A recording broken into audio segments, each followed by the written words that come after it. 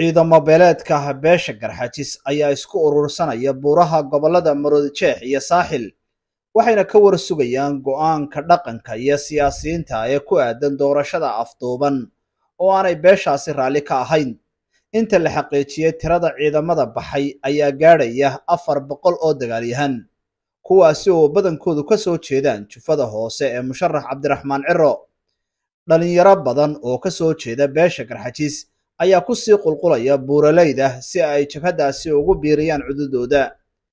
ciidamada Somaliland oo ka war helay bixitaanka jabhadan ayaa ku dhici waayay inay ka daba tagaan ama ay iska hortaagaan inay galaan buuraha Gacan Libaax iyo Sheekh maadaama aanay awoodin inay u babacdhigaan awoodda ciidankan.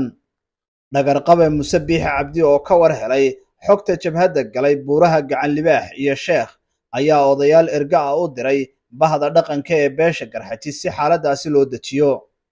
odayaashan Muuse Biixi Cabdi soo dirsaday oo ka soo jeeda beelaha Habar Jeclo iyo Habar Awal waxay maanta gelinkii dambe la kulmeen guddida Garxajis oo hogaaminayo Xurmadle Axmed Cismaan Cadde Gude iyagoo ka codsaday in wada hadal lagu dhameeyo xaaladan.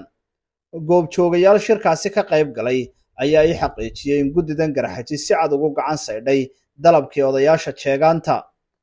guddida Garxajis oo go'aan adag iska taagtay arrinta doorashada ayaa Habar Jeclo iyo Habar Awal ku wargelisay inaanay aqbalaynin dalab kasta oo markan Garxajis ka hor istaagaya dagaal ay ku xoreynayaan deegaanada ay degan yihiin.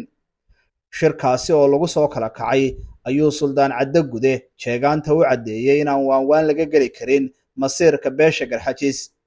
maalmaha soo socda ayaana la filayaa inay soo dhamaadaan kulamo la tashiya oo u dhaxeeya dhaqanka, siyaasiyiinta, waxgaradka, ganacsatada iyo qaybaha kale ee bulshada ee beesha Garxajis.